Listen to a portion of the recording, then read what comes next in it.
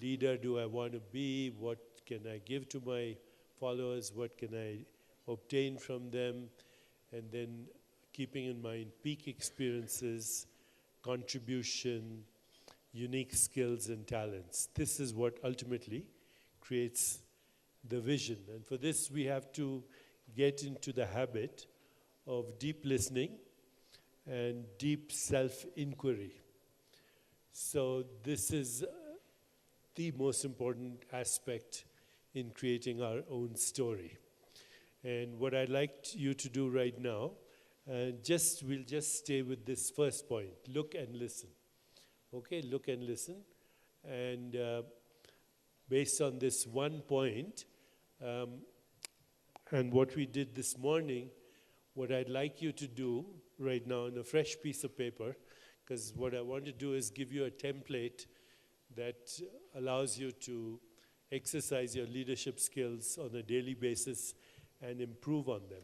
So take a fresh piece of paper and start with my story, which is your story. And I'll give you 5 minutes to write your story. And the story has a past. Where did you come from? Your parents, your education. You don't have to go into details, but your story up to now. And then take 2-3 minutes. What is happening in your world these days? And then take a minute or 5 minutes to write down 1 year, 5 years, 10 years, if you want, end of life. Okay, what's your story going to be in this incarnation, in this life of yours? So let's write that right now. My story, past, present, future. Future, 1 year, 5 years, 10 years, end of life. Give you 5 minutes to do that.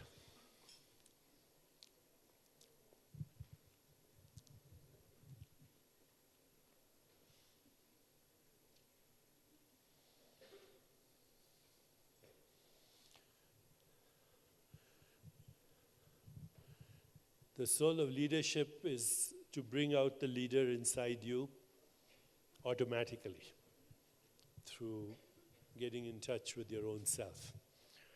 Okay, so let's take 5, even 10 minutes to write the story.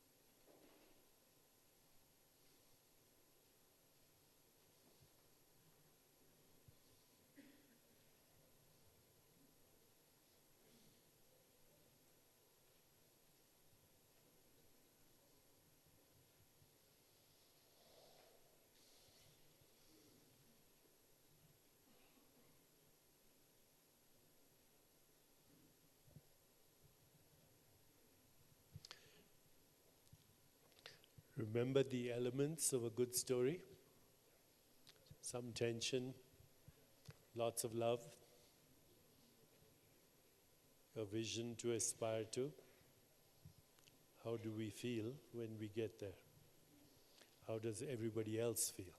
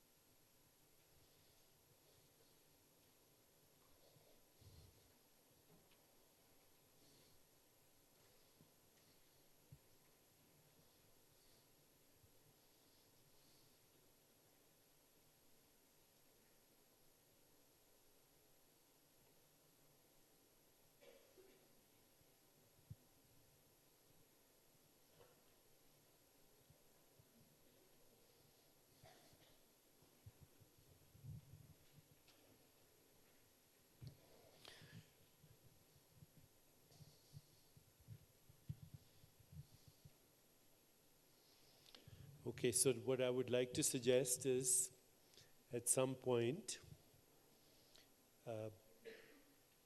obviously we don't have the time to do it right now, but maybe tonight before you go to sleep, write down the full story as you would like it to unfold for your life.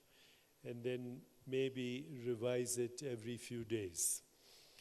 Because as you move through life experiences, the story will obviously, the soul lives in the realm of unpredictability, so there will be more creativity added to that story. Okay, so that is our first letter. Look, listen, envision, write your story. The second acronym there, emotional bonding. Let's go over this very important aspect of leadership now is what we call emotional and social intelligence. I defined emotional and social intelligence earlier this morning when I said emotional intelligence is to be totally in touch with your own feelings. It's also to be in touch with feelings of another person, which we call empathy, and it is always also a component of emotional intelligence is to cultivate relationships that have zero violence, no violence. Because as long as there's even a little element of violence in a relationship, that will impede creativity. So the first thing we need is emotional freedom ourselves. Emotional freedom means not being victimized by emotions that disconnect us from other people. As I said, as you look across where leadership falters the most, whether it's communities or nations or politics or business, always has to do with lack of emotional and social intelligence. So basically, emotions connect us to life, to other people, but emotions connect us to life in every aspect of our experience of life. Now, if you look at the human brain, If you look at it from the side, the human brain looks like this, if you look at it from, in profile on a CAT scan. So this part of the brain is called the midbrain. It's also called the reptilian brain. And it's present in all reptiles, but also in us. And it's about 300 million years old. If you go close to a reptile and you make a sudden noise or a sudden movement, then the reptile will attack you or it'll move away. And so that is called the reptilian response, fight or flight. In our world today, that is the cause of stress. So when in a threatening situation, we find psychological threat or emotional threat, our tendency is to either attack or to run. This is what the reptilian brain does. And unfortunately, because it's an old part of our evolution, we are part of it. And we react to situations, circumstances, whenever we are feeling threatened by either fighting or by running away from the situation. The second part of the brain, if I open my hand up like this, you see this part of my brain? This is called the emotional brain. So the emotional brain is also called the limbic brain. It is not found in reptiles. So now, of course, I've been to the Galapagos here, and it's amazing to see this is the birthplace of what we understand as evolution. And you see all the different species there. You will not find reptiles having emotions. Emotions are only found in mammals. So mammals are so called because of the word mama. Mama means breast, mammary. So mammary, mother are the same word. And mammals, unlike reptiles, they don't lay eggs, they give birth to babies. And they breastfeed. And they also have close groups, which they call families. They protect their young, they take care of their children, and they have social interactions.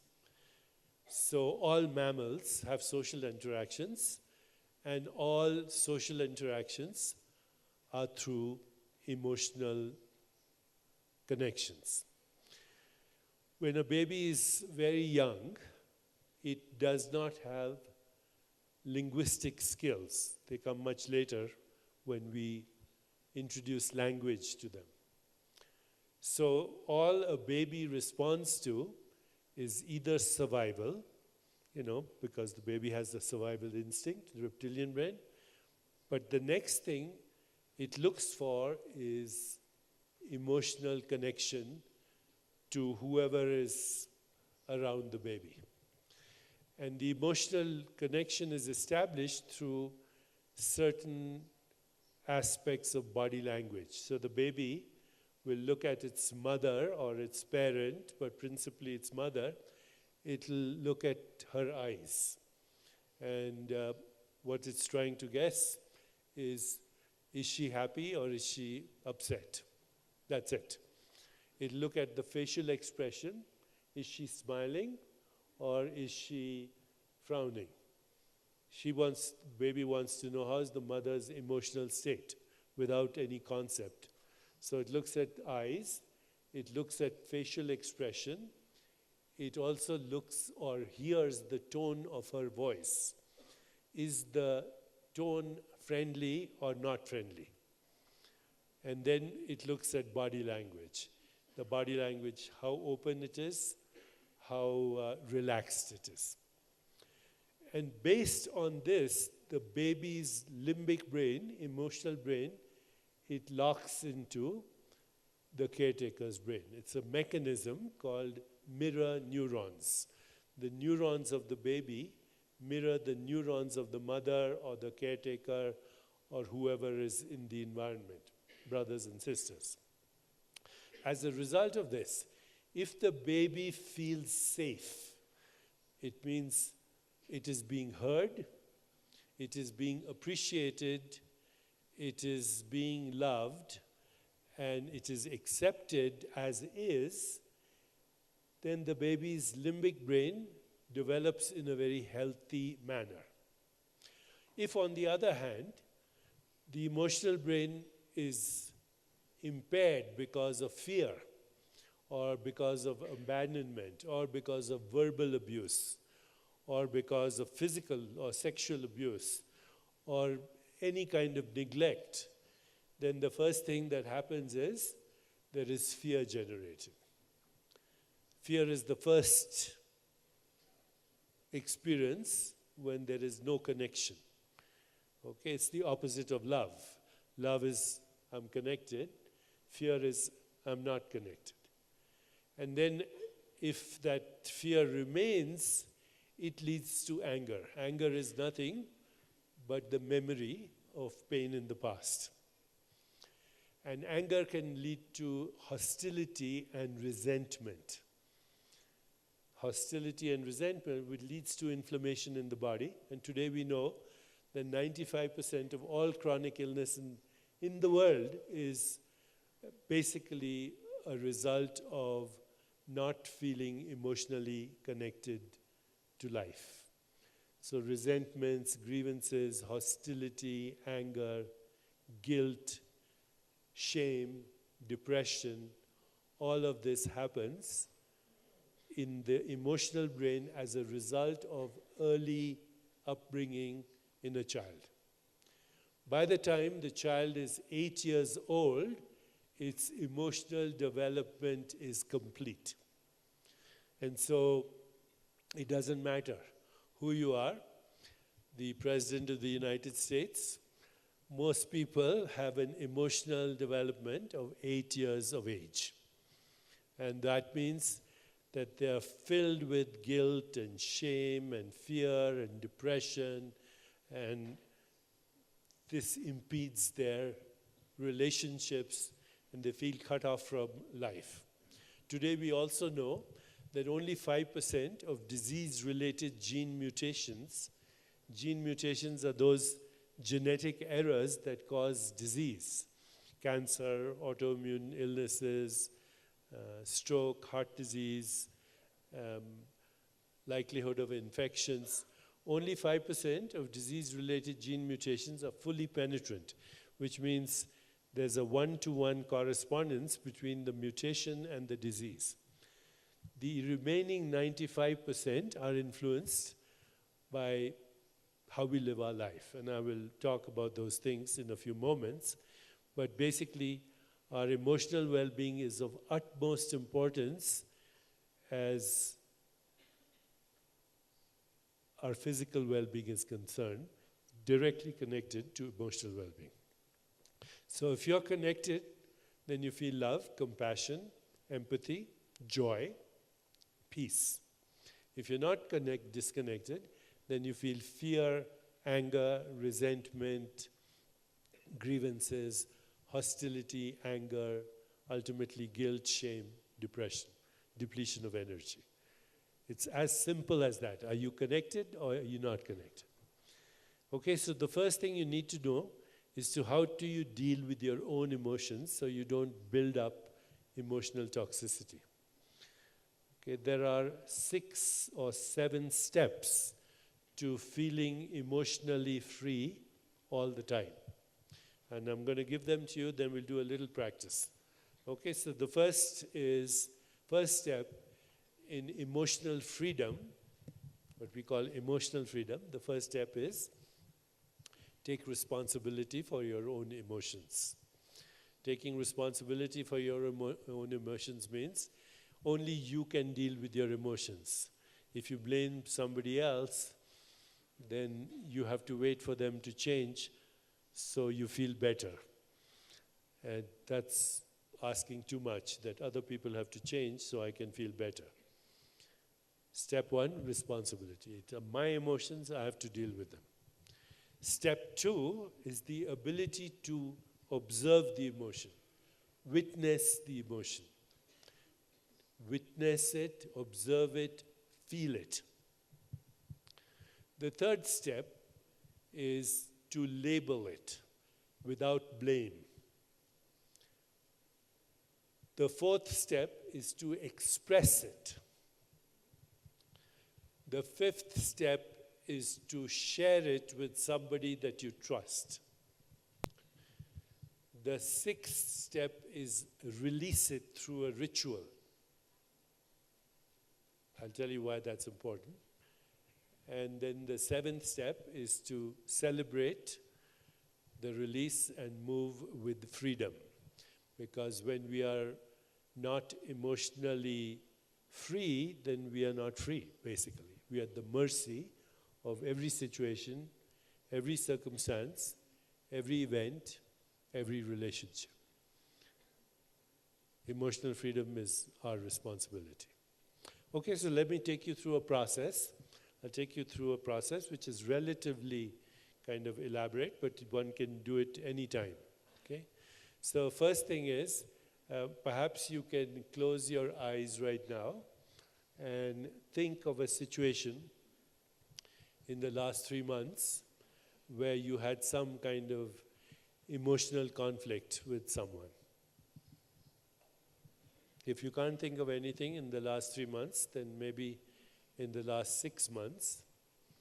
And if you can't think of anything in the last 6 months, then maybe you can come and do the rest of the seminar.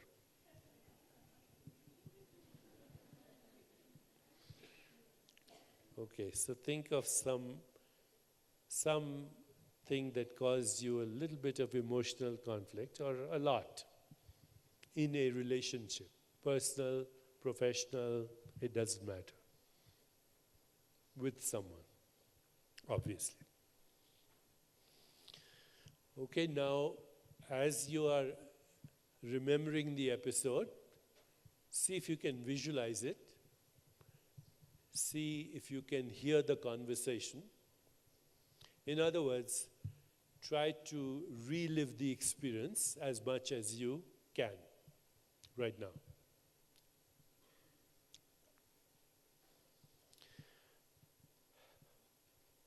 And now, feel your body and see if there's a sensation in your body that is accompanying the memory.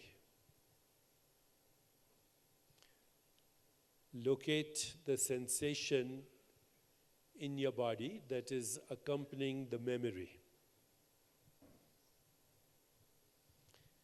And now give it a name. What exactly are you feeling? So we took responsibility,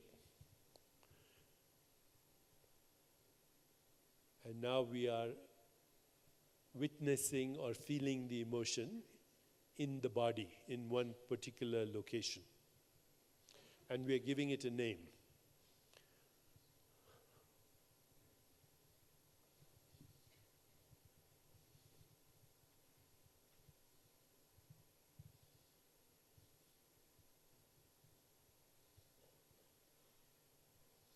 Okay, you may now open your eyes. So would anyone like to share with everyone right now, where did they feel the sensation in their body, and what was the one word they would give to describe the sensation? Anyone? So he says frustration, and where did you feel it? Right here. Okay. So this is a very emotionally intelligent response. It's here, and it's frustration. I'll tell you why it's intelligent in a moment. Anybody else?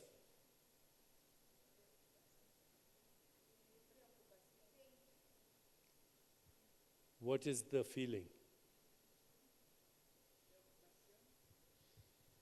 Let me.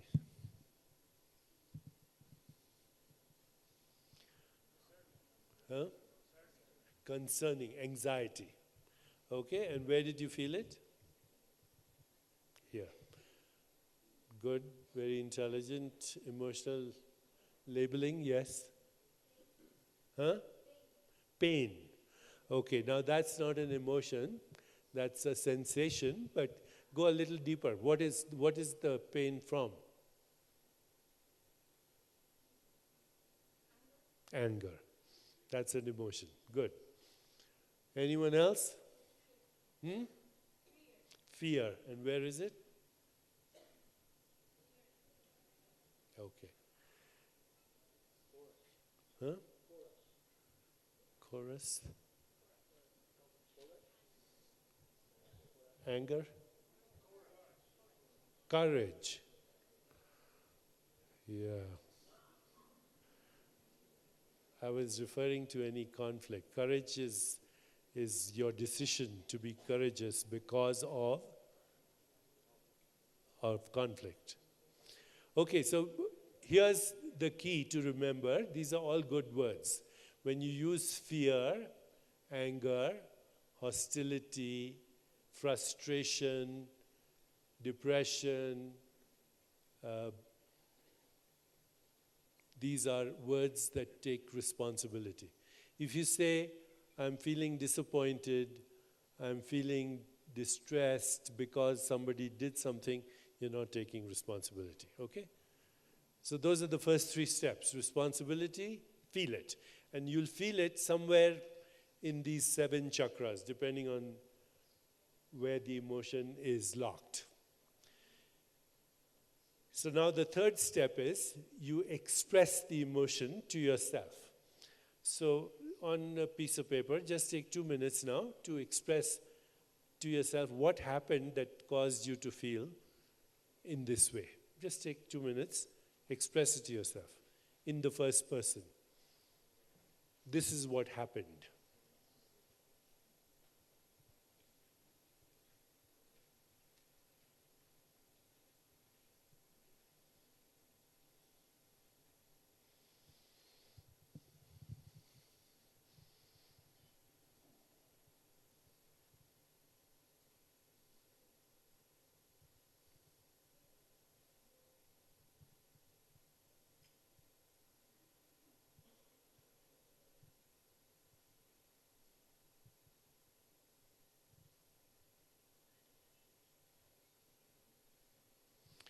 And then what you do is you rewrite the story pretending you're the other person in the situation. So right now the same thing in the second person. First time you wrote it from your point of view, now write it from the other person's point of view. Just take 1 minute to do that. Pretend you're the other person. Put yourself in their shoe and describe the same situation.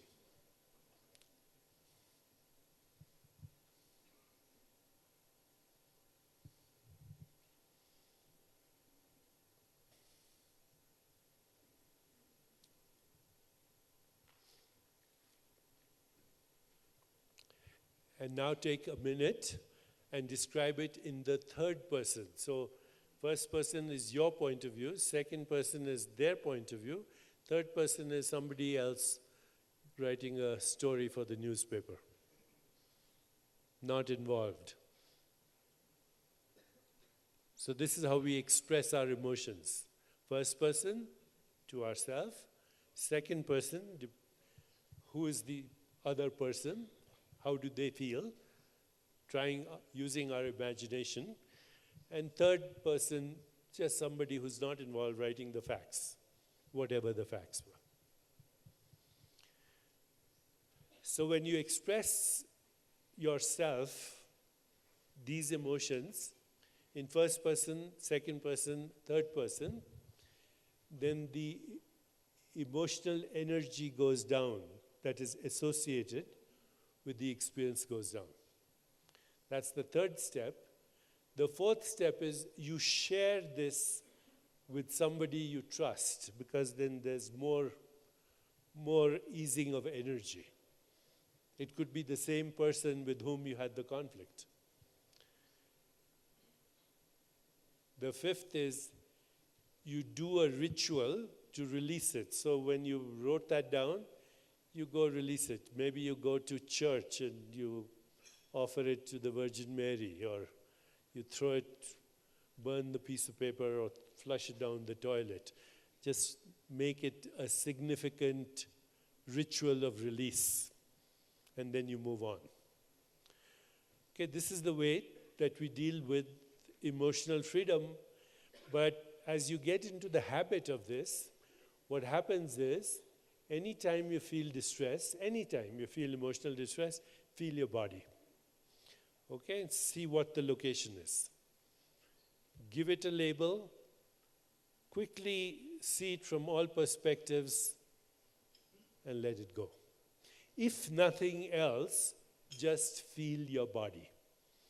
And keep feeling the sensation till the sensation diminishes or goes away. Okay, if you are constantly doing that, you get into the habit, then you do not store the repressed energy of the emotion.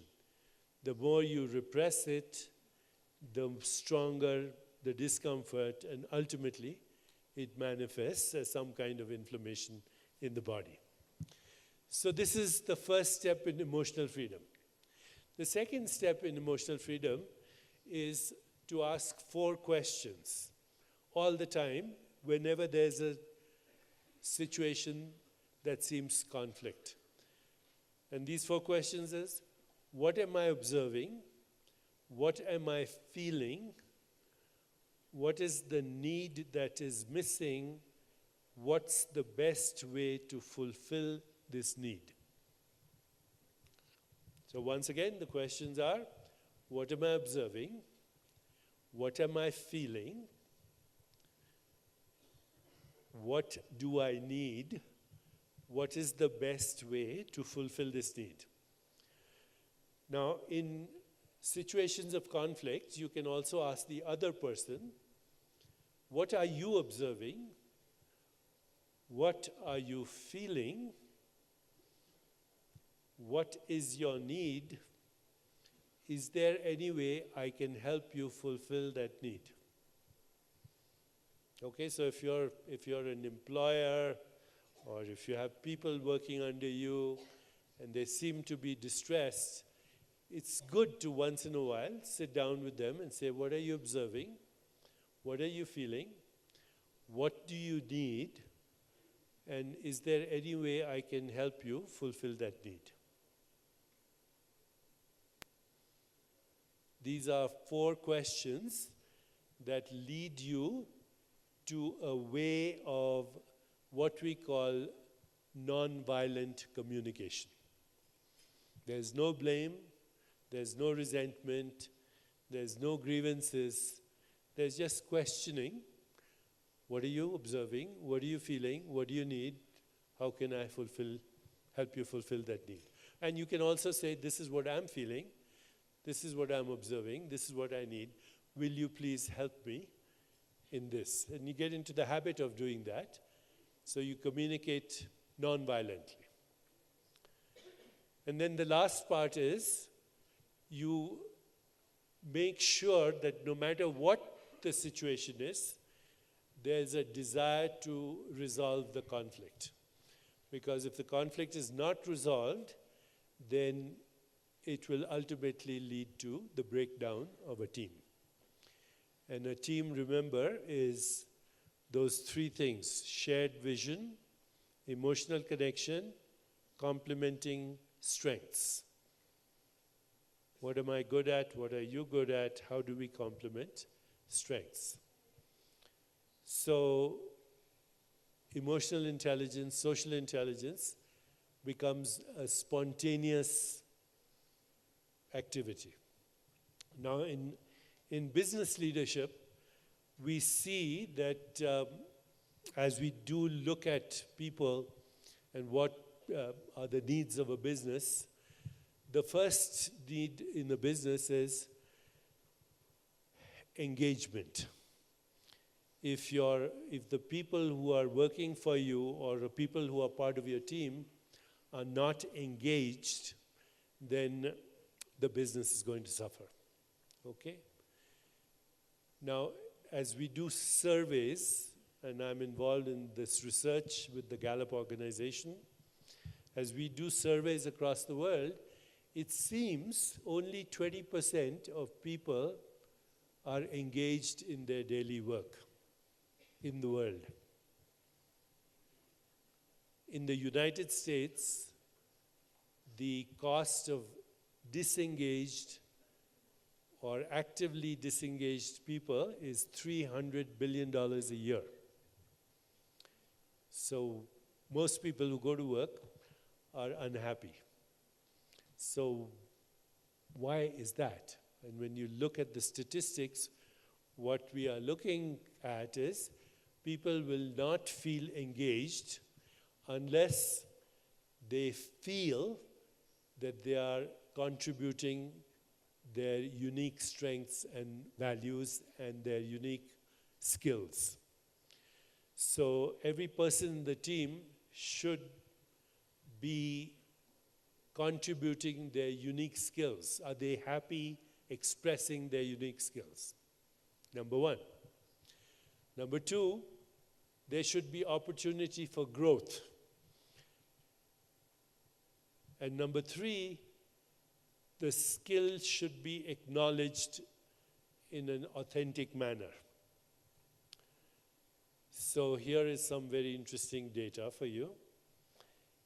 If the manager ignores the person who's part of their team, somebody who's working for them, if the manager or the leader ignores them, then the disengagement rate goes up by 45%, and within 6 months, the person is not only disengaged, but is actively disengaged, which means they come to work to make other people unhappy. Okay, they're not only unhappy, but they make other people unhappy. Okay, if you ignore them. If, on the other hand, you criticize them, the disengagement falls to 20%. So you take this employee and you say, you know, you didn't do a good job. This is what I observed. This is what I felt. This is what was needed, and you did not do this. Can I help you in the future about this? The person actually feels better. So you would rather, as a human beings, would rather be criticized than ignored. Ignoring an employee is the worst thing you can do. Or ignoring a person in your team is the worst thing you can do. Criticism is better. But if you notice one strength, you are good at accounting. Because of your accounting skills, this is what we noticed, this is what we felt, and this is how it improved the business. If you notice one strength authentically, acknowledge it, the disengagement rate falls to less than 1%. So 45%, 20%, 1%, making a huge difference in what is called career well-being, in the well-being of the employees. So what is well-being of employees? Noticing their skills, giving them jobs which they enjoy, where they feel they're relevant, engaging them in a team, creating emotional bonds, and having shared vision. This is the first and most important thing in a business. And in a business, because a business is an ecosystem, the employees come number one. Customers come number two. Investors come number three. Because if your employees are happy, your customers will be happy. If your customers will be happy, your investors will be happy. So always ask yourself, am I engaging with the people who are most important to me, who are working with me, who are part of my team? Okay. The second aspect in a business or in any area of well-being is what we have discussed right now, also, which is emotional and social intelligence. Now here's some very interesting data. If you work with friends, you're likely to accomplish much more. If you work with people who are not your friends, you're not likely to accomplish as much.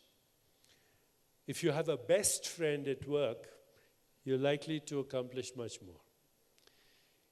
If you have a happy friend, your happiness goes up by 15%.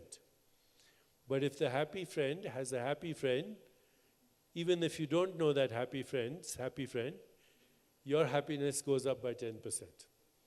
And if the happy friend's happy friend has a happy friend, you keep getting happier, even though you don't know all these people.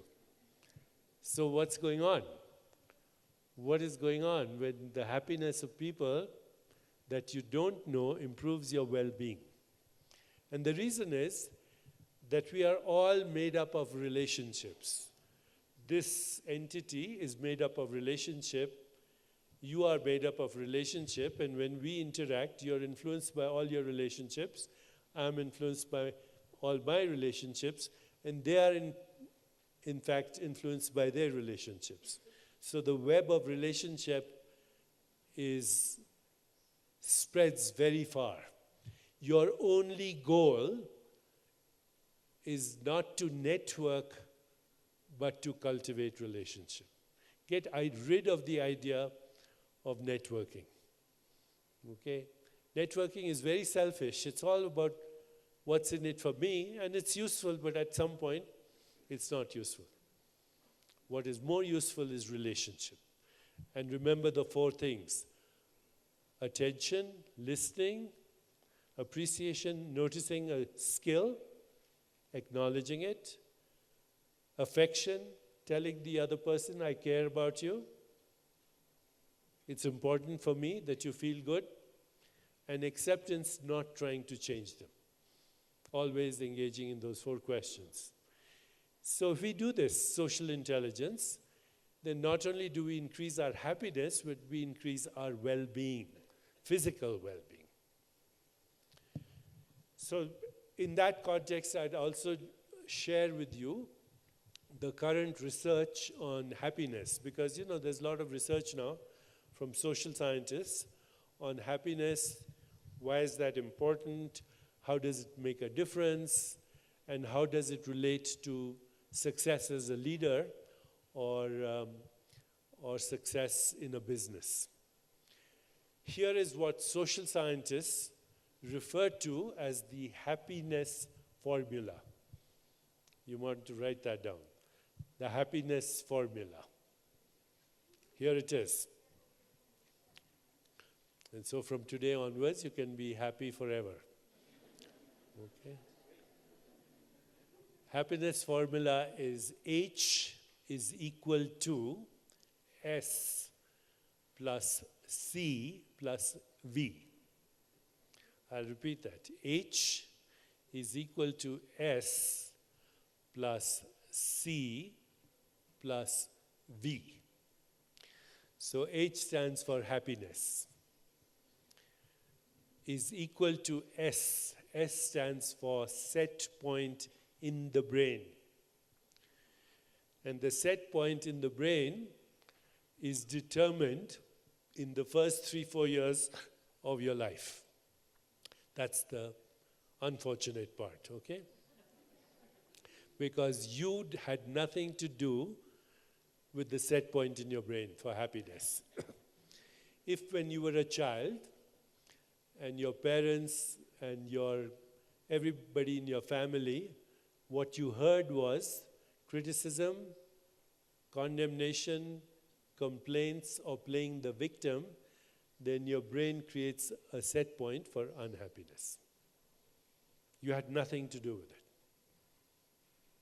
Because your neurons are mirroring the neurons of the people in your environment before you learned how to speak even. So our emotional makeup is determined by other people during our childhood. This is the sad part. And the set point determines your happiness, 50% of your happiness on a daily basis. So 50% of your happiness today is determined by your emotional set point, which you had nothing to do with. Okay? So unhappy people will always see a problem. Criticism, condemnation, complaints, or playing the victim, somebody's fault. On the other hand, happy people have a set point for happiness, which was also determined when they were children because they were surrounded by happy people who were looking for opportunities. In fact, every time there was a problem, they framed it as an opportunity. So this is the difference between successful and unsuccessful, happy and unhappy people. Happy people are looking for opportunities, and unhappy people are looking at problems. Now, if you say, this is 50% of my experience on a daily basis, and I had nothing to do with it, can I change it? And the answer is yes.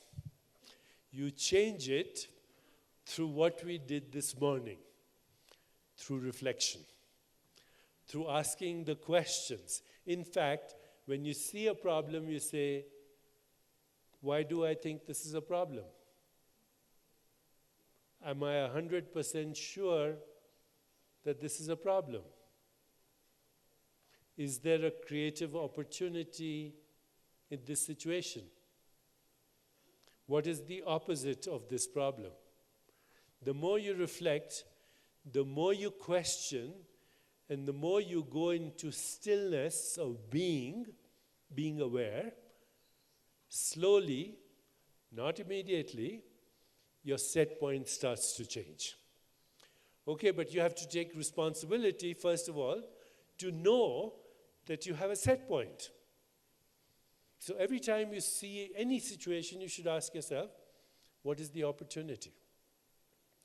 Why do I have this thought? Because here is the other thing to understand. 99.99% of your thoughts are not your own. I'll repeat that. 99.99% of your thoughts are not yours. They are recycled, collective conversation. Stock market is falling down. Let's sell. Or whatever. Some people will buy, some people will sell, depending on their conditioning. Okay. Next year, unemployment is going to be going at this scale. I might lose my job. Okay. So start to reflect. Is this thought true? Am I 100% sure if it's true? If I did not have this thought, which doesn't belong to me, it's recycling other people's thought, why do I own this thought? Who would I be without this? What is the opposite? So the more you reflect, the more shift. I will give a daily reflection to you after we finish, but all those notes you're making, those are points for reflection too, the ones we did this morning. Okay, so that's 50% of our happiness every day is, are you looking at problems? Are you looking at opportunities? One sentence. C, H is equal to S plus C. C applies to conditions of living. And this applies principally to economic conditions. Economic conditions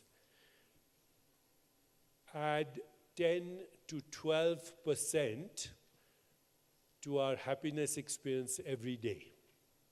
10 to 12% of our happiness experience is economic conditions. So if you are poor, you will be unhappy because nobody enjoys being poor. Don't let anyone convince you that poor people are happy.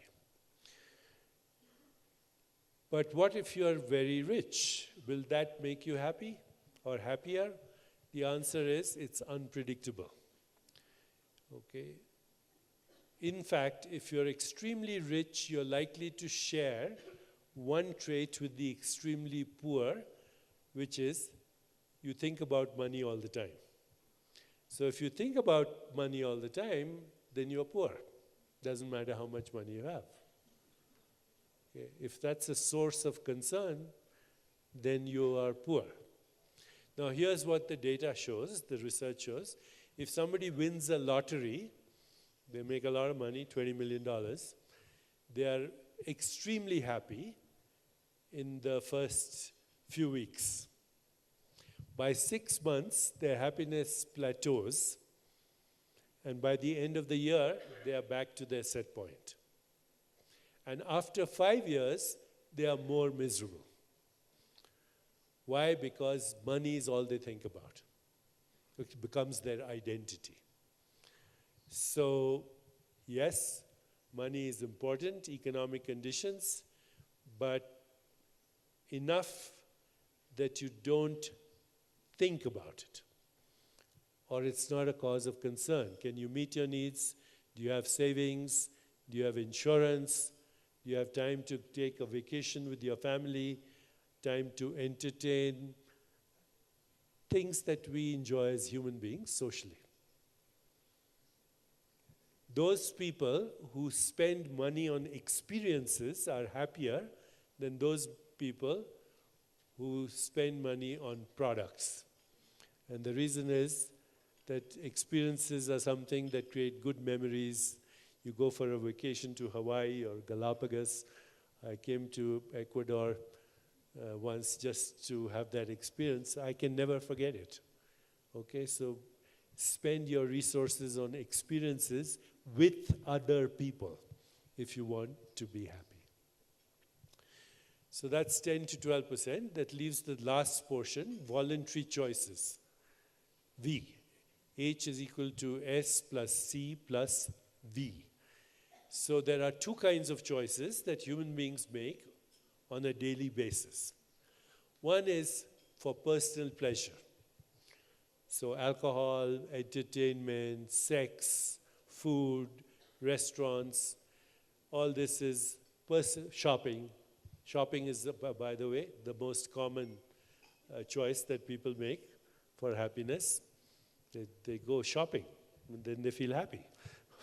That's why we call people consumers. They're always consuming. So choices for personal pleasure will make you happy, but only for a few days after you make the choice. So, iPhone 6 Plus, very happy. This is iPhone 6 Plus, but after 3 weeks, just another phone. Okay, and then there'll be iPhone 6 Plus Plus. Choices for personal pleasure make you happy transiently. What makes you really happy are choices that give you fulfillment. And those choices are as follows: creative expression, relevance. Am I expressing my creativity? Am I feeling relevant in what I do? Am I relevant to my family? Am I relevant to my business? Am I relevant to the organization? Am I making a contribution? Am I fulfilling my purpose? Do I have passion for what I'm doing? Those are choices for fulfillment. And then there's one choice for fulfillment that will make you instantly happy, and that is to make somebody else happy. So the fastest way to be happy is to make somebody else happy.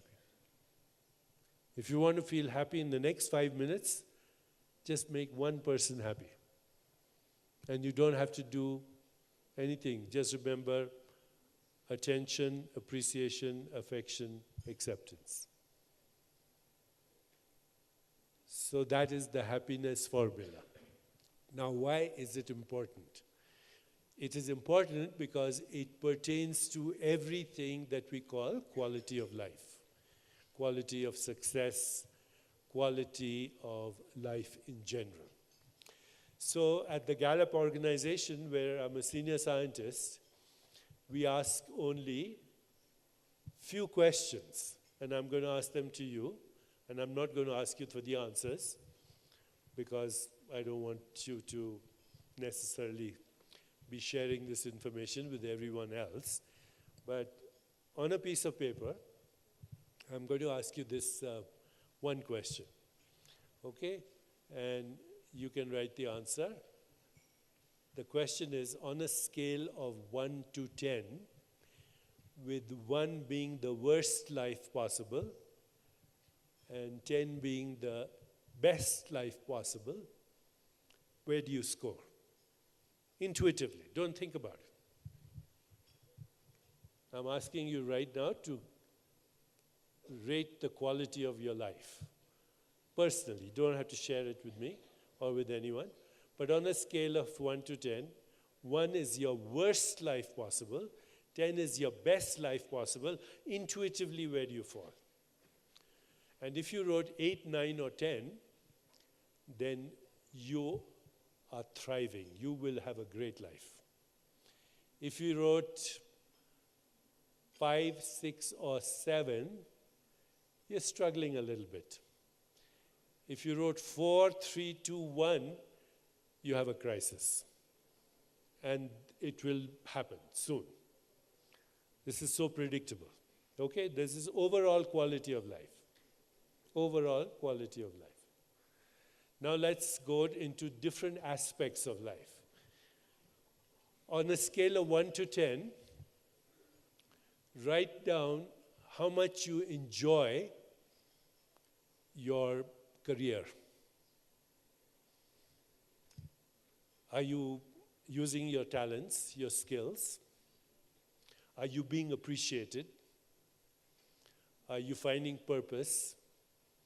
Is there passion? Is it fun? Are you working with people who notice and compliment your strengths?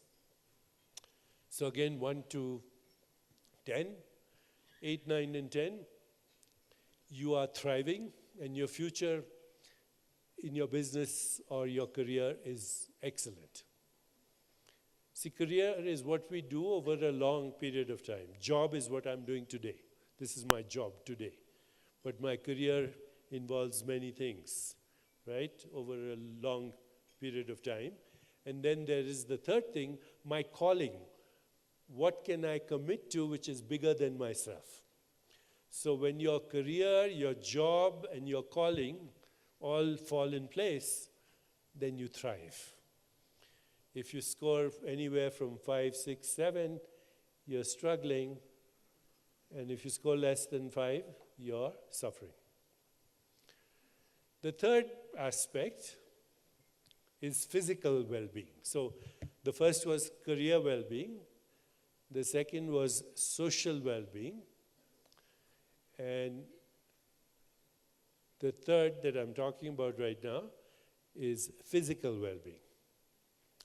Now, after doing all this research, what we found was the best predictor for physical well-being was one question. This is at Gallup. After doing thousands and thousands of surveys, the best predictor was one question. On a scale of 1 to 10, how much energy do you have every day to do everything that you want to do? So 10 would be maximum energy, no fatigue. Of course, at night you sleep because it's time to sleep, but energy is there, joyful energy in your body. So on a scale of 1 to 10, once again, if your energy level is 8, 9, 10, you're thriving physically. If your energy level is 5, 6, or 7, you're struggling. If it's less than 4, you're suffering, and there's going to be a physical illness. We have looked at all these statistics. Okay, now, so what makes physical well-being? There are 4 or 5 very simple things that allow you to be maximum energy. Here are the 5 things in order of no order, same order, no hierarchy. First is sleep. Okay, now more and more data that the number 1 risk factor for premature death is lack of sleep. Okay, the number 1 risk factor for inflammation is lack of sleep. So between 7 to 8 hours of sleep every night.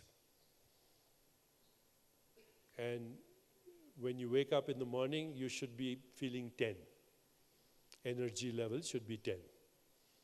If you have good sleep, without medication, without the help of alcohol. If you're going to drink alcohol, make sure that the effect of the alcohol is gone by the time you sleep. So you're not sleeping intoxicated, because that will interfere with the quality of sleep. Okay, so that's the first thing in physical health. The second thing in physical health is managing your stress. And to manage your stress, you have to return to the presence of being through meditation, which we'll do later today, maybe after the Q&A. But I would like to share some meditation with you. But you can also always manage stress by being the silent witness of your reaction to react. I'll repeat that.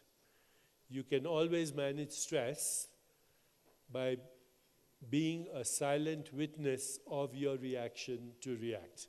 So before you react, you observe your reaction to react. That's all. You put the pause button. Do that as many times during the day as possible. Am I aware? And slip into being. Do it right now. As you're listening to me, be aware of that which is listening. See, that presence is always there. It's always at peace. Always at peace. So you can be always at peace just by slipping into being. If you're feeling something, then observe the feeling. If you're thinking something, observe the thinking. If you're feeling distress, observe it. Slip into being. Meditation helps. Third thing in physical well-being is emotions. The more you cultivate love, compassion, empathy, joy, the stronger your body will be. The fourth is movement and exercise. Now, these days, there's a lot of research on exercise, and it says that more important than the intensity of exercise is the fact that you keep moving throughout the day. Okay, so try and move at least every hour for 10, 15 minutes if you can, because movement is what keeps your body healthy. 10,000 steps minimum.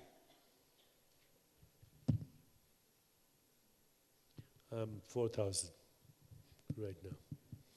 Okay, so 10,000 steps minimum movement. Now, if you practice yoga and breathing exercises, that energizes your body more, but movement is the next thing. And the final thing is nutrition. So try to make sure that your food is not contaminated by hormones or chemicals or steroids or antibiotics or insecticides or GMO.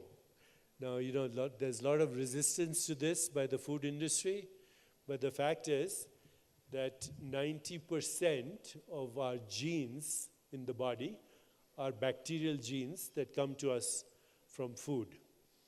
And those influence all the genetic activity in our body. It's called the microbiome. And there are very few places in the world now where there isn't industrialized food production. And industrialized food has hormones and chemicals and petroleum products and antibiotics and all kinds of things that cause inflammation of the microbiome of the genes, actually, which leads to inflammation. So try, whatever you eat, try and eat it from closer to the source, if you can, from a farmer's market or closer to the source. It's estimated that 30% of the microbiome has disappeared in the industrialized world. And that's why we have these modern epidemics of cancer and heart disease and autoimmune illnesses. 30%. In fact, we do studies now on the microbiome, and we have to import the microbes from the Amazon, the only place in the world where the microbiome still exists. You know, microbiome is all the healthy bacteria of the planet which are responsible for activating the genetic activity in our body. So we are doing a lot of research on this, and we import soil from Amazon and all this part of the world to look at what would be a healthy microbiome. So because our food is so contaminated, I suggest that everybody should take probiotics every day. You know probiotics, right? So take some probiotic every day to keep your microbiome healthy. And then the last thing for physical well-being is occasionally try and ground yourself. Ground yourself means be in contact with the earth. So if you walk barefoot on the grass, or you walk barefoot on the earth, or you walk barefoot on the beach, then you connect with the electromagnetic energy of the earth, which neutralizes the free radicals that build up in your body as a result of stress every day. And today there are actually manufacturers of grounding equipment as well. So you can take a chair, for example, that chair, and you can connect it to the earth through a grounding wire, and it'll neutralize free radicals, get rid of jet lag, etc. So those are the 6 pillars of well-being. Number 1, sleep. Number 2, stress management. Number 3, emotions. Number 4, movement, exercise. Number 5, food. And number 6, grounding. Why is it important? In today's environment, if you are healthy as a leader, people will have great confidence in you. And you will inspire healthy people, and the more healthy your team is, the greater will be the business. So physical well-being is extremely important. Career well-being, social well-being, physical well-being. The 4th is community well-being. And basically, when we study community well-being, we ask simple questions like, do you feel safe walking alone at night in your community? Are you involved in any way in any community activity? Do you encourage in your business or in your organization a community-like atmosphere? Community-like atmosphere means some volunteering, some purpose for friends and family, for improving the quality of life, and some kind of regular practice together to reflect what we want as a community. And then the 5th aspect of well-being for leaders is financial security. Financial well-being, which means that money should always be available for emergencies, for insurance, for unemployment, and for all the things that we need to make our life safe. And always remember those 7 categories of human needs: survival, safety, achievement, which means the progressive realization of worthy goals, 1 year, 2 years, 5 years, 10 years, long-term life. See, in America, unfortunately, in the US anyway, we measure the success of business and also of the government based on a short election cycle, 4 years. If you look at the Chinese, they measure success in a 100-year cycle. They have a 100-year plan. The first Prime Minister of India, Nehru, created a 100-year plan for India, which included schools and medical education and engineering that I went to. We are reaping the benefits of that 100-year vision. So always, when you think of planning for financial success, think in all those terms. Think in your financial well-being, the business's financial well-being. Safety comes first, and then taking occasional risks, but always making sure that the well-being of your employees and the customers and the community and society is held to the highest standards. That way you'll be a visionary, extraordinary leader. So finances are extremely important, but they're a byproduct of all these other aspects of well-being as well. When you ask people, what is the most important aspect of well-being in these 5 categories for yourself? You know, when we ask people as research, career well-being, social well-being, physical well-being, community well-being, financial well-being, the answer you get, always, money. This is what people think. But when they have the money, then they realize that maybe they should have seen how healthy am I? Or what were my relationships like?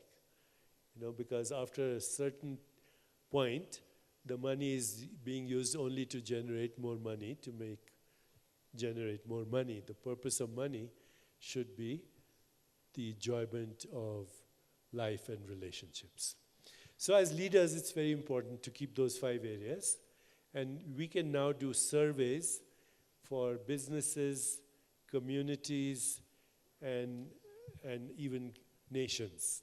The United States at this moment is number 16 in well-being in the world. Panama is higher than United States. Costa Rica is higher than United States. Ecuador is lower at the moment than most Western countries. But Costa Rica, Panama, they're way ahead. Number 1 in the world right now is Denmark, and number 2 is Canada in terms of well-being, total well-being.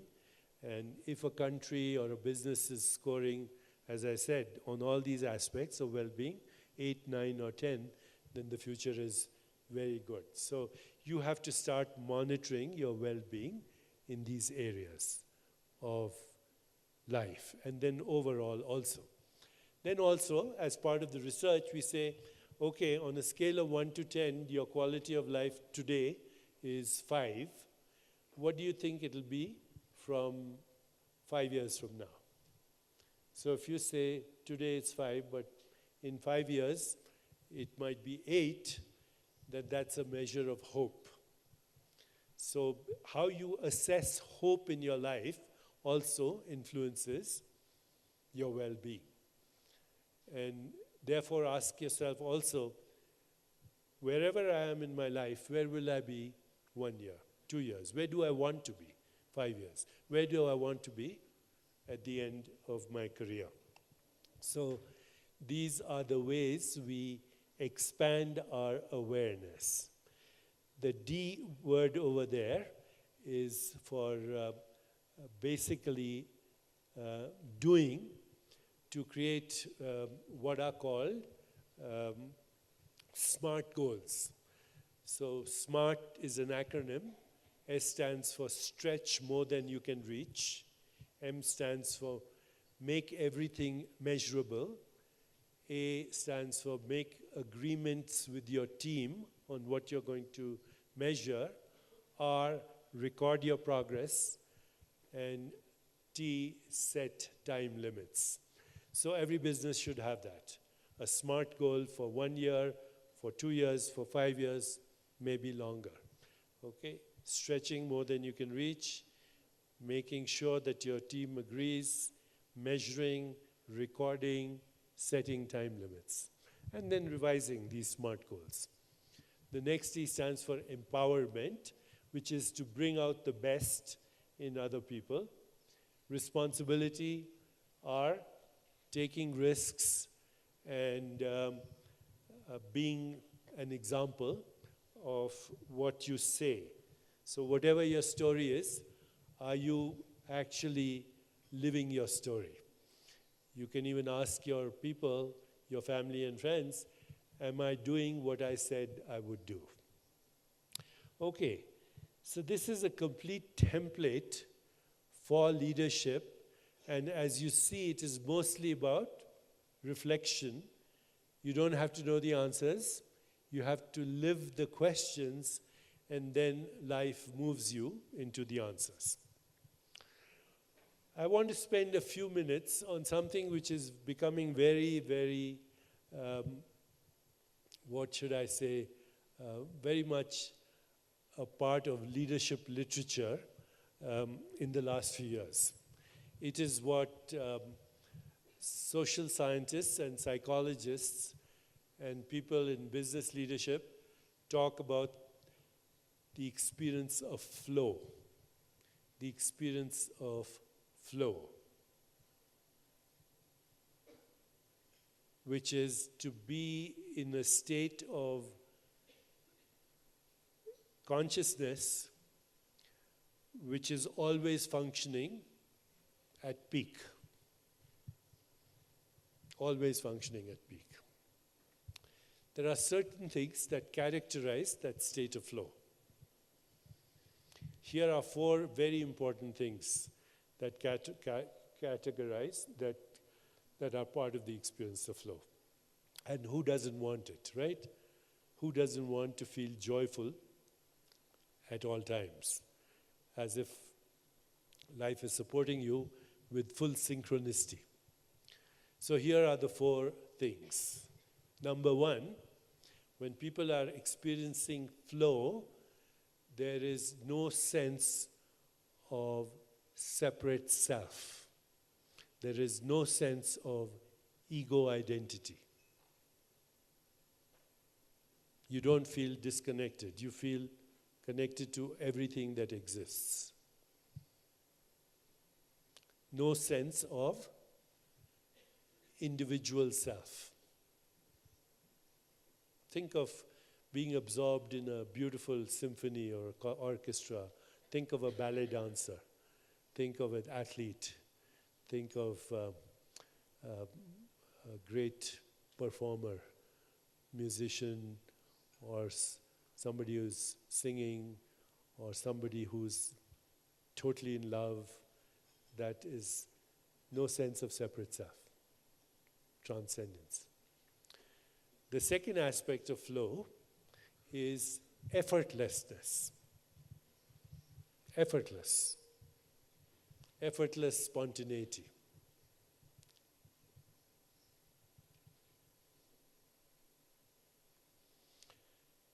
The third characteristic of flow is timelessness.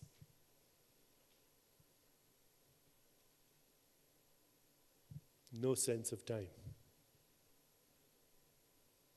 And the fourth characteristic of flow is richness of sensory experience. Richness. Colors are vivid. Sounds are clear. There's delight in the senses.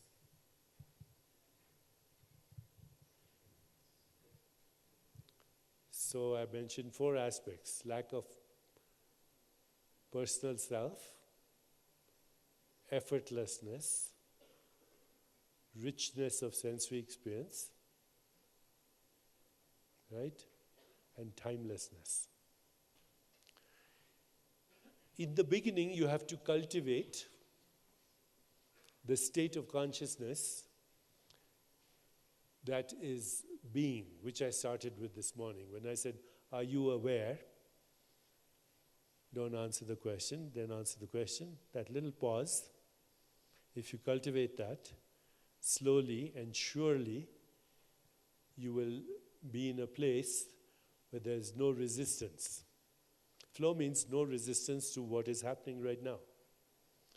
No resistance, no regret, no anticipation, just this moment as it is.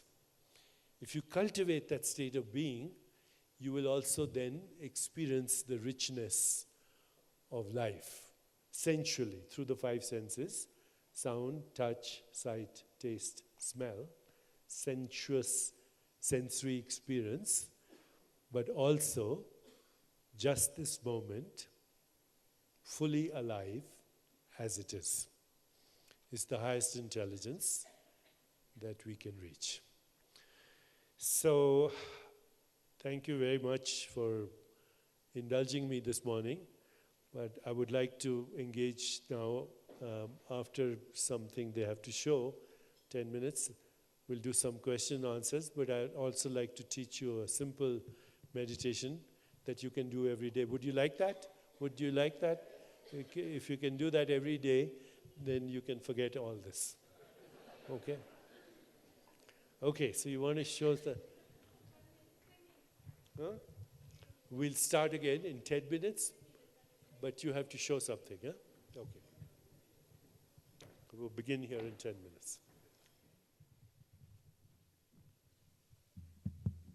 Muchas gracias. Como indicó el doctor Chopra, vuelve en 10 minutos. Mientras tanto, vamos a hacer dos actividades. La primera, nos ha ofrecido hacer meditación. Ahora terminando el módulo de preguntas y respuestas, sería interesante.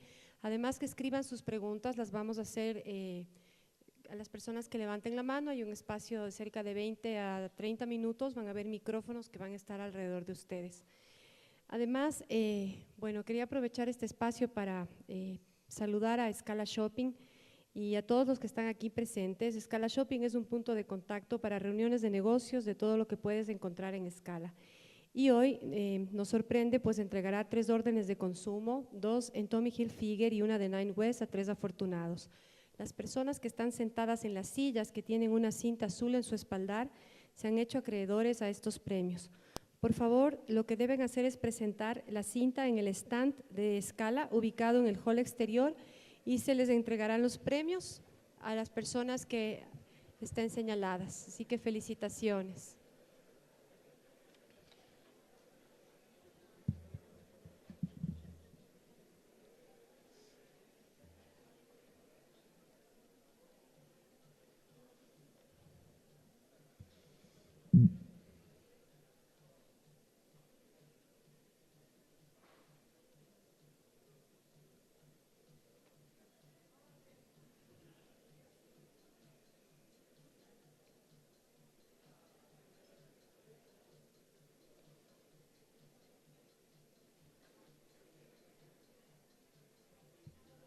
¿Han encontrado los premios, las cintas?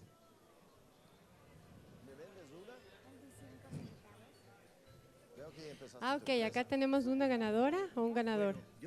Perfecto, al stand de Scala Shopping para que le entreguen el premio, por favor. Felicitaciones, un aplauso para usted.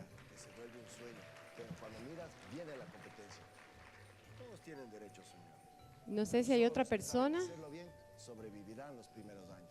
Si el sueño es fuerte, pasarás de esa etapa y te vas a estabilizar. Bueno, vamos a dejarles 5 minutos, máximo 10, para que escriban las preguntas.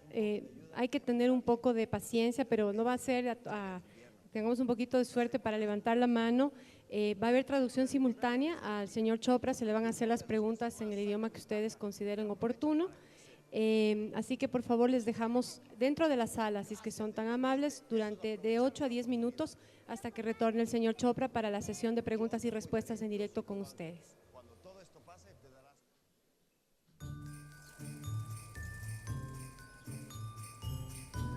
¿Me vendes una? 25 centavos. Veo que ya empezaste tu empresa. Sí, ¿y tú a qué te dedicas? Bueno, yo trabajo en un banco. Apoyo a gente como tú que sabe que hacer una empresa no es fácil. ¿Cómo? Todo empieza con una idea que se vuelve un sueño, pero cuando miras, viene la competencia. Todos tienen derecho a soñar, pero solo los que saben hacerlo bien sobrevivirán los primeros años. Si el sueño es fuerte, pasarás de esa etapa y te vas a estabilizar. La gente empezará a conocerte. Los limones de los árboles no serán suficientes. Un poco de ayuda te vendrá bien. De repente, llega el invierno, las épocas duras. ¿Quién quiere una limonada en este frío? Aquí es donde los que son más sacan ventaja y aprovechan para crecer. ¿Limonada caliente? Gracias, ¿entendiste? Eso es aprovechar una oportunidad. Pero papá, necesitaré comprender... Yo te apoyaré, yo soy tu banco. Cuando todo esto pase, te darás cuenta que eres más. Es hora de expandirse, ¿no? No importa cómo se ponga el camino, te acompañamos en cada paso. Crédito Empresarial del Banco Internacional. Queremos ser más.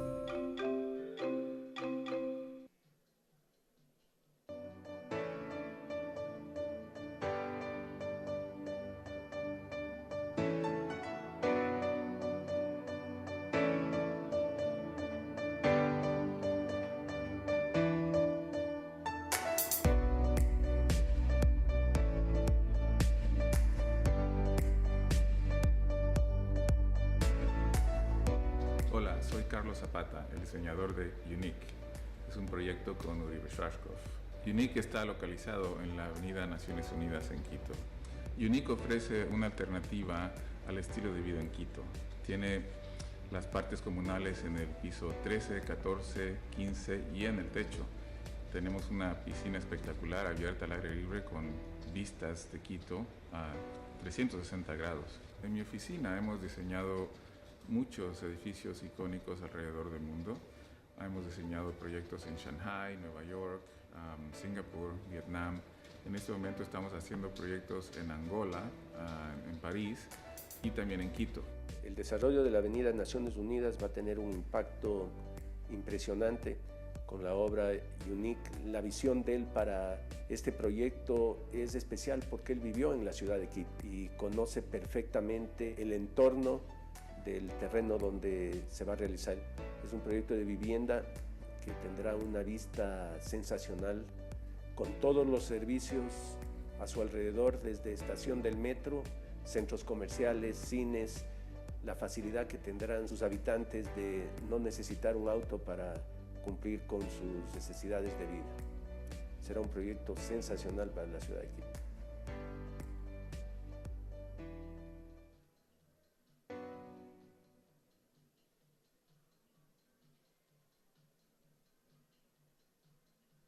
Cada ciudad cuenta con inmuebles que destacan, inmuebles que todos quisiéramos tener. Por eso BRIC es un grupo selecto de los mejores inmuebles premium del país.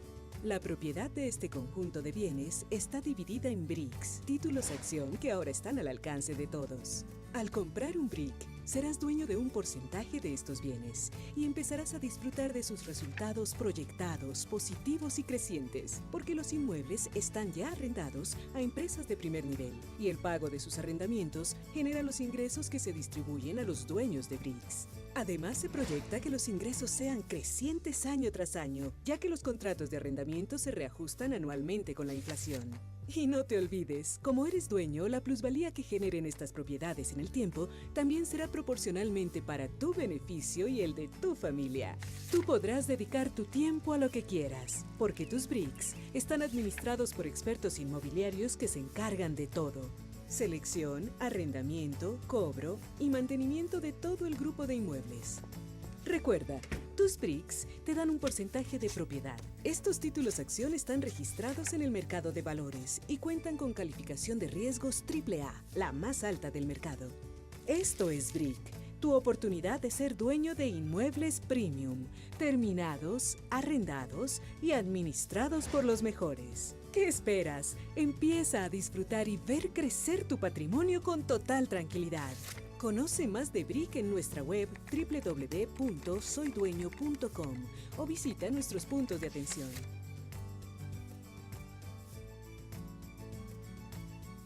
BRIC, Ser dueño es tu mejor inversión.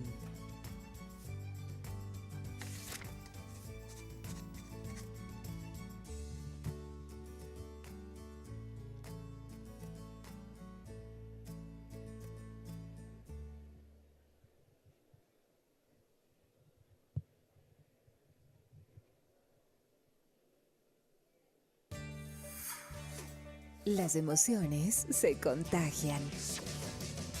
Sentimos tu energía. Nos encantan tus risas. Atesoramos tus momentos.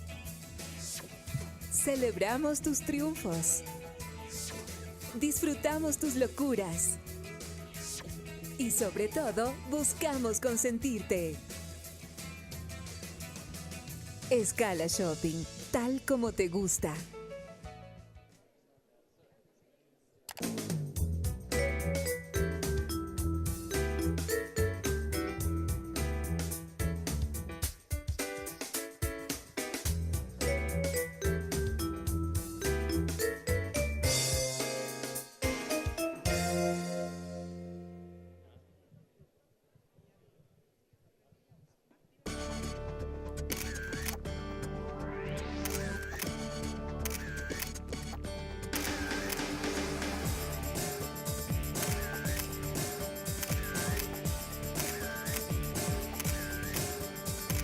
En 15 años han pasado muchas cosas en todo el mundo y todo el mundo las vio pasar por Metro. Presente en 120 ciudades y en tu vida. Diario Metro. 15 años contigo. Hija, perdón por faltar de nuevo. Sé que estás haciendo todo lo que te propones y eso me hace feliz. Y sé también que en algún momento entenderás que aunque hoy no estoy contigo, eres a quien más he amado en esta vida.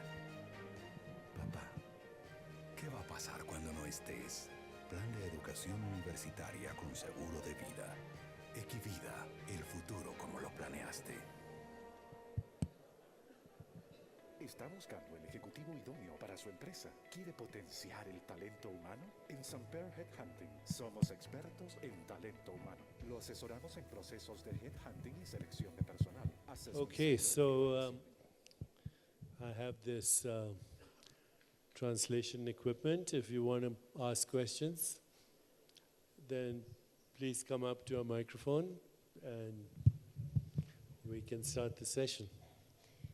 Ok, vamos a hacer la siguiente mecánica. Por favor, ¿me ayudan los chicos con los micrófonos? ¿Pueden levantar la mano? ¿Pueden venir para acá, chicos? Las personas que están con los micrófonos, me incluyo yo acá también, ¿ya? Ok. Por favor, Okay, so lo there's a hacemos de question right manera there in the aleatoria. back. There. Ok.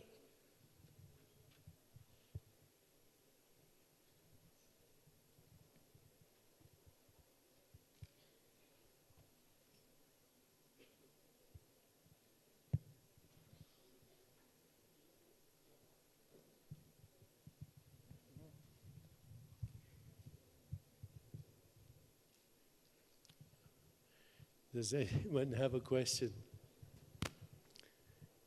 Okay, Yes. thank you, Dr. Chopra.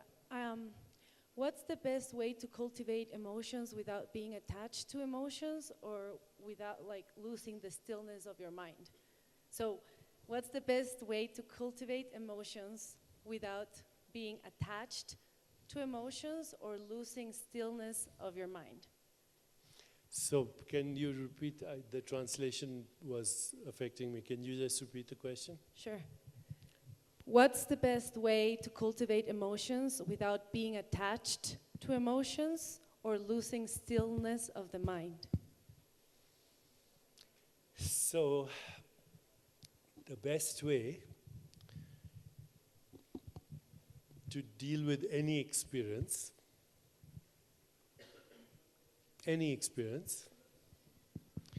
is to be a silent witness of the experience. So whatever emotion you're experiencing at the moment, you observe it without judging it, without evaluating it, without labeling it at that moment. Just observe it. And if that's difficult, because some people, it's not a habit, just feel your body without interpreting. See, whenever we have an emotion that separates us from the world, there's tightness in the body. When we are connected with the world, body feels flow. One extreme, flow, the other extreme, constricted, somewhere. So feel the constriction. Okay? Also ask yourself, what is the need that is not being met? Always it's some need, okay? Some need is not being met. There's 7 needs, but usually in most relationships, the need is not getting attention, not getting love, not being appreciated, not being cared for, not being accepted.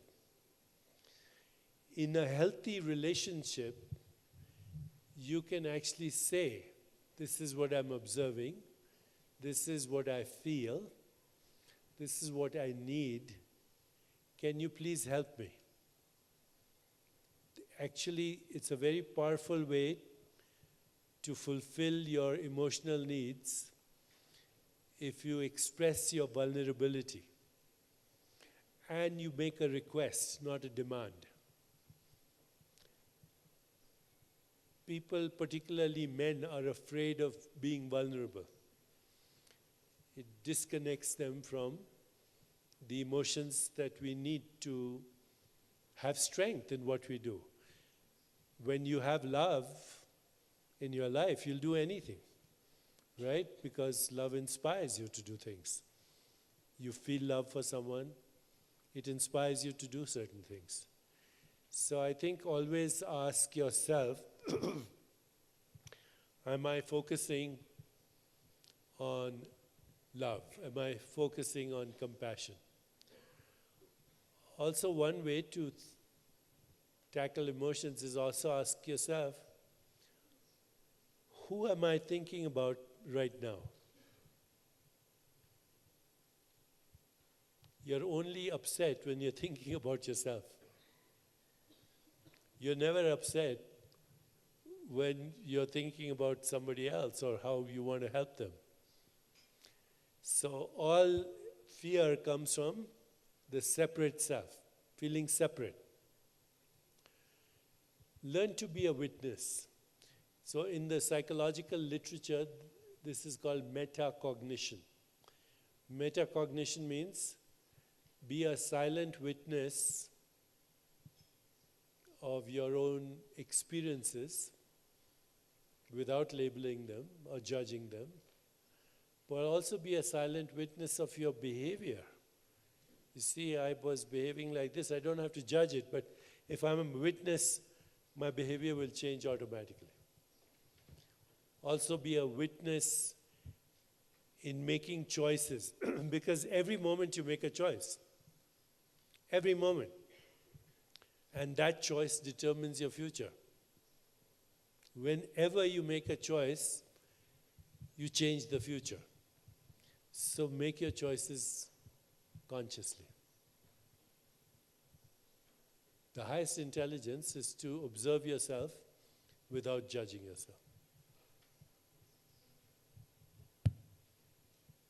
Yes, sir, microphone. Dr. Chopra, you said in your formula for happiness, the set point in the brain is set in your first 4 years, I think, if I heard correctly. What is your point of view with the technology right now? Because right now we have a lot of children, you know, looking at the iPad and not connecting with other people, and technology is being like a barrier to connect to the other ones. What's your point of view on that? Okay, because she was translating, I couldn't hear you. Now you'll have to repeat again. Don't translate because they already heard. That's okay. I was mentioning that in your happiness formula, the set point in the brain is set in the first 4 years of of your birth. What's your point of view with the technology right now? If we have kids, looking at the iPad and not connecting with other people, how do we accomplish that? Or if you see that as a barrier to connect with other people? So let me address technology first.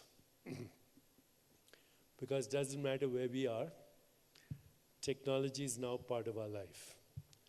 So if we make the decision as a family, I'm not going to let my kids have the iPad or their video games or have them be on Instagram. That kid will be isolated from everybody else. So first of all, we should accept that technology is a fact of our existence today, and it is also the most important fact of our existence today. It is not only the most important, it's the next phase of human evolution. So now we were Homo sapiens when we started telling stories. But then we created commerce and kingdoms and nation states, all based on stories, right? But where technology is going today, and I don't want this to be scary, because if people are afraid of technology, then about 10 years they will be irrelevant. In the next 5 years, you're going to have artificial intelligence everywhere. I just came from, I had a visitor from Silicon Valley the other day, and he works for Elon Musk. And we went for dinner, and then we came out, and he took his car keys and he pressed the car key, and the car, which was parked in a parking lot, reversed itself, watched out for the traffic, came to where we were, opened the door, we stepped in. It asked, "Where do you want to go?" And he said, "To Deepak's office." The car drove us there. This is only the beginning, okay?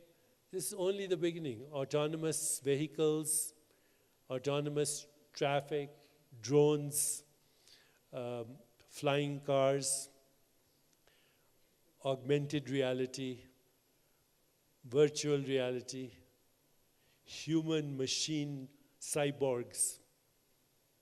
You won't be able to recognize human beings in the next 20 years. There'll be a combination of humans, augmented reality, virtual reality, cyborgs, etc. So we can't stop technology. It's our evolution. Now, the question is, how do we use it to create connections? How do we use it to actually enhance emotional well-being? How do we use it for creative solutions to world's problems, whether it's climate change or global businesses? It's already happening. So here's some things that I would like everyone to hear about. What is the phenomenon of emergence? You've heard the word emergence. So when you have this is the future of leadership also, by the way. When you have a vision that many people share, so shared vision is one. I mentioned this, emotional connection is another. Third is diversity of talent. So in an open system, scientists, mathematicians, neuroscientists, biologists, artists, musicians, poets, humanitarians, maximum diversity. open system, shared vision, maximum diversity, open source, totally transparent, something emerges that didn't exist before. And this is how businesses will prosper.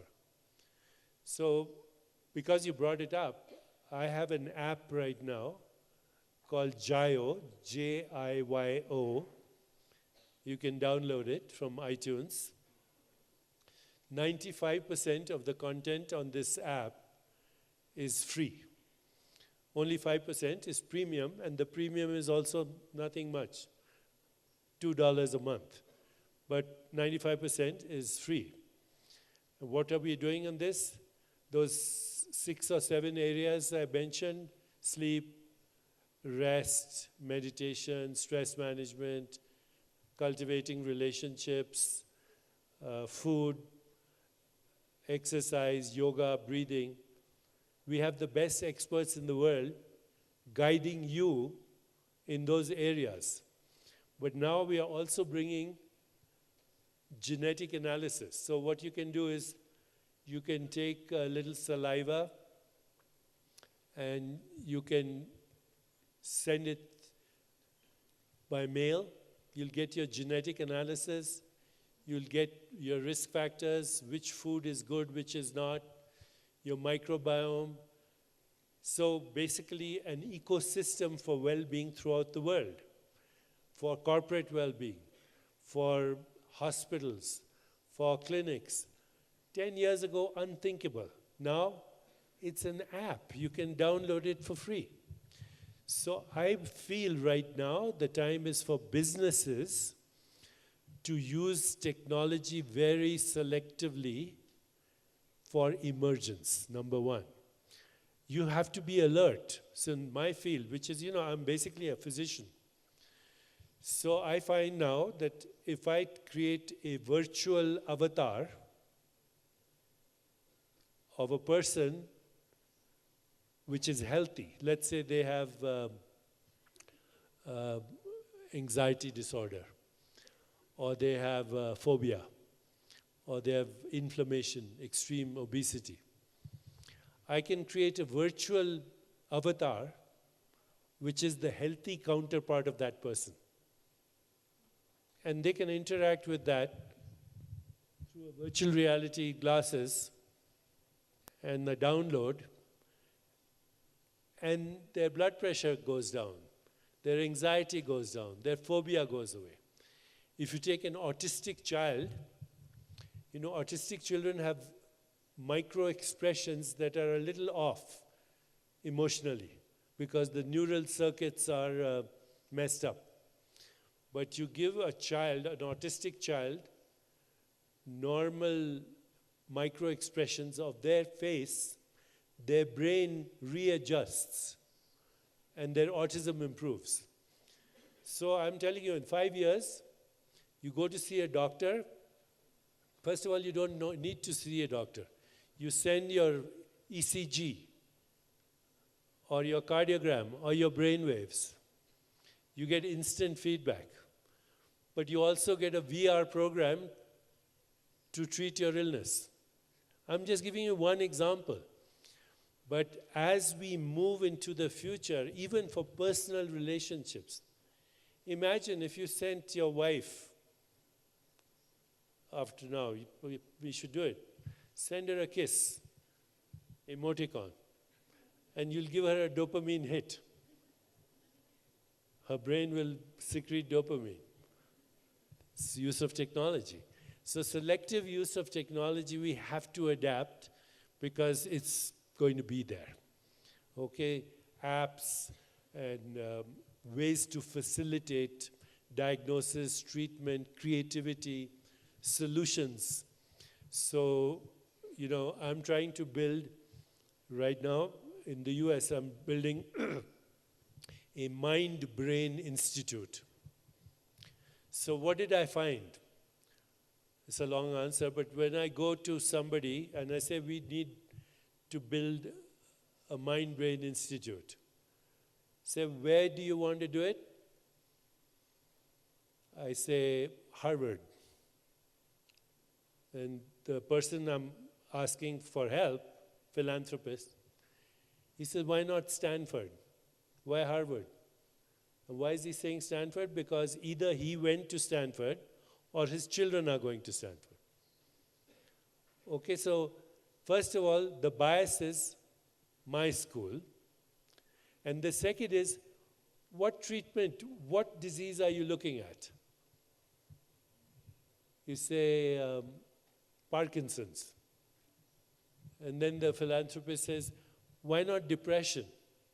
Why not Alzheimer's?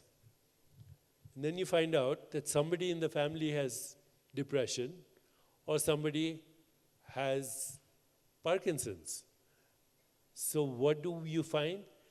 That people want to help if it relates to them and their family, or it has an emotional connection to where they went. So, after doing this, I also started looking. I said, depression, there are 200 centers in the world doing amazing work in the neuroscience of depression, probiotics, nutrition, food, but they're all competing with each other.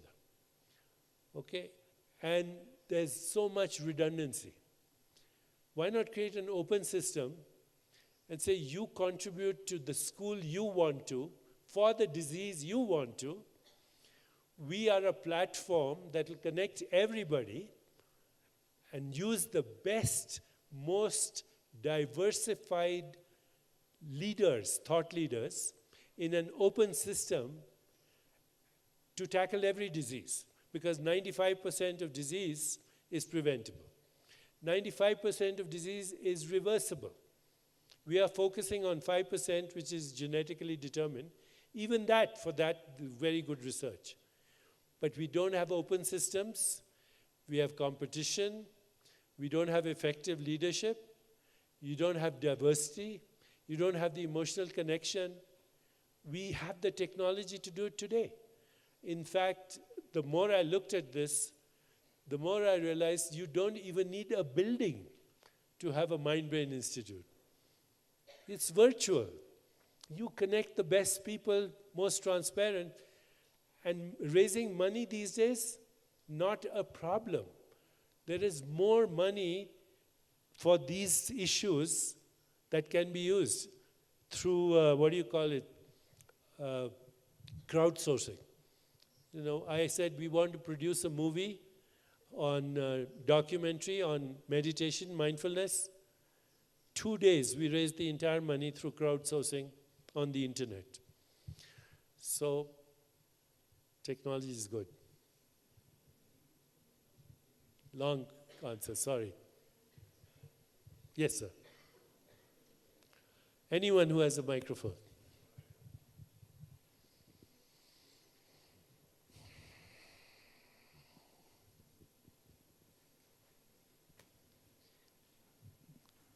Buenas tardes.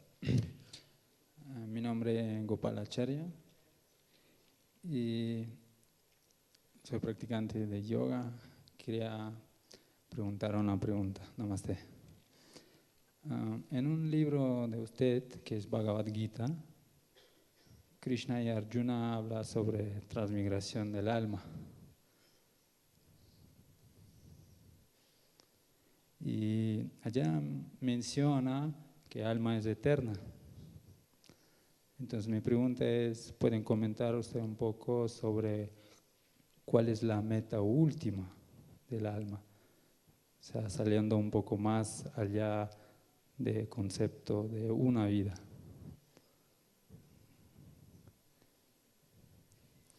Okay, so first of all, soul is consciousness, without which there is no experience. Your body is not a thing, it's an experience. How do you know you have a body? You see it. It's seeing, sensing, just the same way as you experience this. Also, your body is not a thing, it's an activity. What's it an activity of? Of consciousness. Because once upon a time that activity was a baby, then a toddler, then a teenager, then this, then something else. So actually there's no such thing as a body, it's only the activity of a soul, constantly as sensations, images, feelings, thoughts, all experience. Your body is a sensory experience, a feeling, an image, a thought. That's what it is. And what is it an activity of? Your consciousness, soul. Now, there is something called memory. And that memory recycles the activity in predictable ways. So, do you have coffee this morning? No. How many people had coffee? Okay, so they have coffee every day, right? It's a habit. Why? Because there's memory. If I ask you, let me ask you a simple question. What did you have for dinner last night?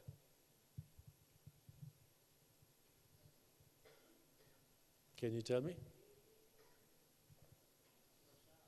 Prashad, okay.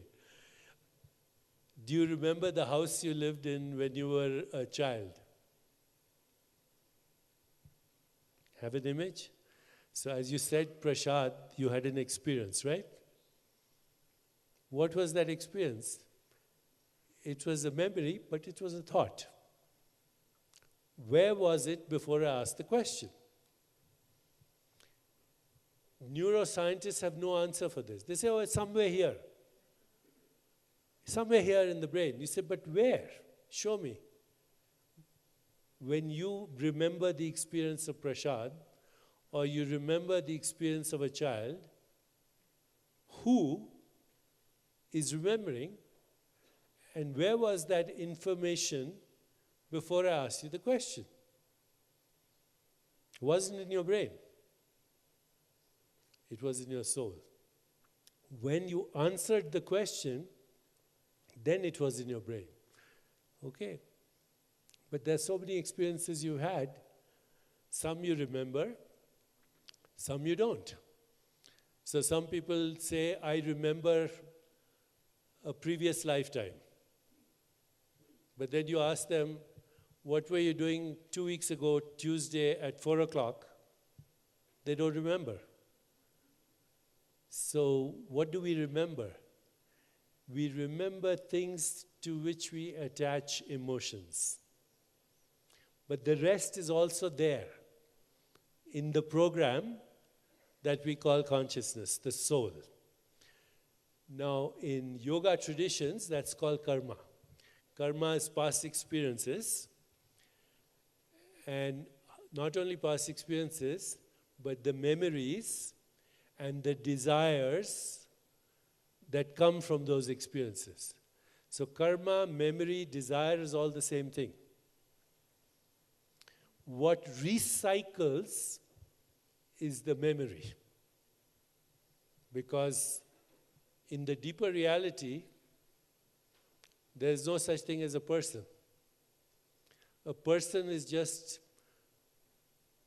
experiences of memories and thoughts and images and sensations. So all this transmigration is just the recycling of information in consciousness. Everything recycles. Matter recycles, energy recycles, information recycles. But ultimately it is consciousness that is recycling as those experiences. Is it important to remember everything? No, you would go crazy. You go crazy if you wanted to remember everything. Nature has already given us this economy of expenditure of energy, that only the important emotional things are remembered consciously. But the value of meditation, the value of going inward, the value of yoga, the value of the teaching of Krishna, karma yoga, Raj Yoga, Bhakti Yoga, Yoga of the intellect, is to go deeper, to find yourself before you lost yourself. So the goal, to find out who you are. And who you are is not in time. Okay, so eternity does not mean time stretching out forever. It means not in time. The prasad was not in time till I asked you the question. The house that you lived in was not in time before I asked you the question. It was in timeless being.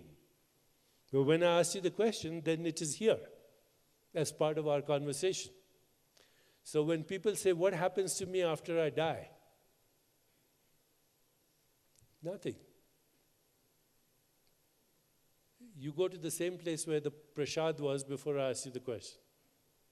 You're there now. You go there to bring out every thought, every memory, every desire, every image. You have to go there to experience this. Okay, so it's like asking what happens to the space if there's an earthquake and the walls collapse. Nothing happens to the space. We have given it a construct. And the construct is, this is the room. This is a hotel. That's a human construct. Let me take this a little further because it's a very important question.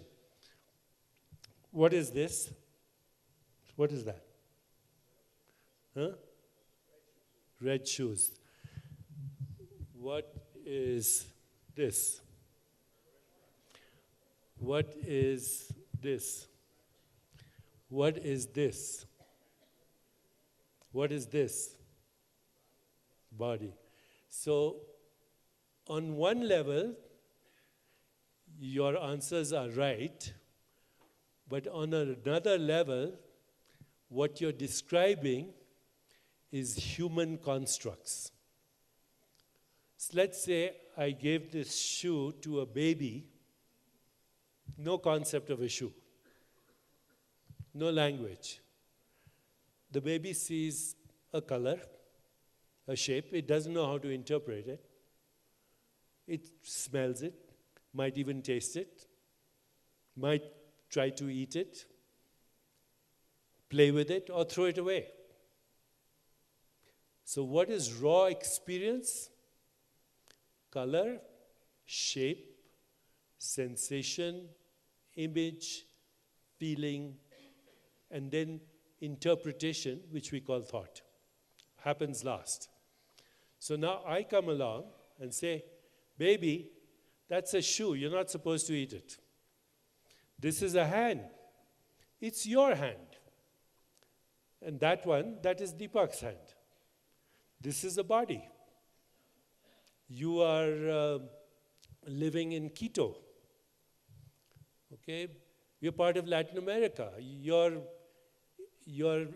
in heritage, spiritual identity is Spanish or Indian or whatever. So now what you have replaced excitations of the soul with human constructs. So none of this is real. This is an interpretation for a process in consciousness that we call the body, the hotel, the world. But we made it up.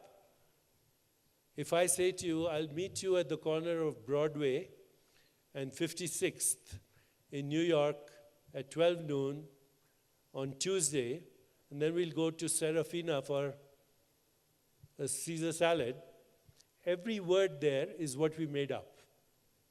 Human constructs, which of course make it exciting because we can have an experience and we can navigate our experience. It's not reality. Reality is only the soul and its excitations as these experiences, which are its own modifications. What is reality? Reality is is the consciousness in which those constructs are created, which create this experience. So all I am, the real me, is awareness modifying itself as this.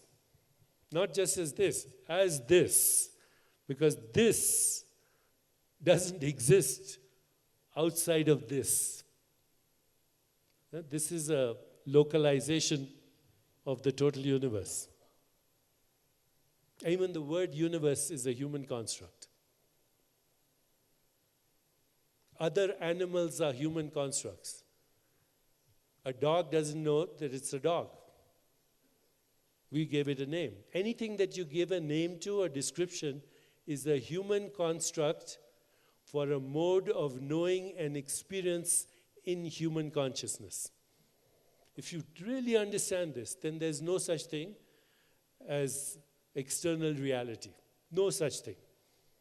Every moment what you're experiencing is the conditioning of your soul. Every moment your experience is the conditioning of your soul. And so the goal of life is, who would I be without all these constructs? I would be just awareness. And that awareness is eternal. Has no location in space or time. Even space and time are constructs. And the constructs are human constructs. What does the world look like to an insect with 100 eyes? Go to the Galapagos and see those animals. What are they seeing? What are they experiencing? It's very interesting, right?